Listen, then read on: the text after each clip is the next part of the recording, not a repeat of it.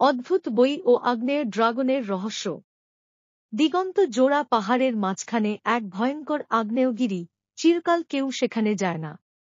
কিন্তু একদিন দুরন্ত ও কৌতূহলী এক তরুণ রাজু সাহস করে সেখানে পৌঁছে যায়।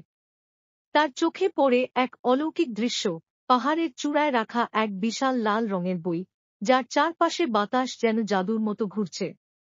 বইটির মলাটে সোনালি অক্ষরে লেখা এক অজানা ভাষা, আর বইয়ের উপর ঘুরছিল এক হালকা আলোকরশ্মি। হঠাৎ বিস্ফোরণ! আগ্নেয়গিরির মুখ ফেটে বেরিয়ে এলো এক রক্তবর্ণ ড্রাগন। তার চোখে আগুন, ডানায় বিদ্যুৎ, মুখে গর্জন। সে চিৎকার করে বলল, কে সাহস করে জাগালো অগ্নিবাণের গ্রন্থ? রাজু কাঁপলেও পিছিয়ে গেল না। সে বুক চিতিয়ে দাঁড়িয়ে বইয়ের প্রথম পৃষ্ঠা খুলল। আর তখনই এক উজ্জ্বল আলো ছড়িয়ে পড়ল চারদিক, আর বইয়ের ভেতর থেকে ভেসে এল এক কণ্ঠস্বর, যে ভয়কে জয় করতে পারে সেই জাদুর প্রকৃত রক্ষক।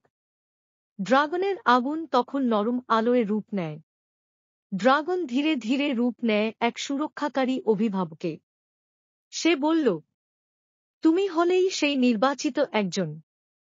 এই গ্রন্থ তোমার হাতে দিয়ে যাচ্ছি, এর পৃষ্ঠায় আছে শক্তি, রহস্য আর দায়িত্ব। সেই দিন থেকে রাজু হয়ে ওঠে অদ্ভুত বইয়ের রক্ষক।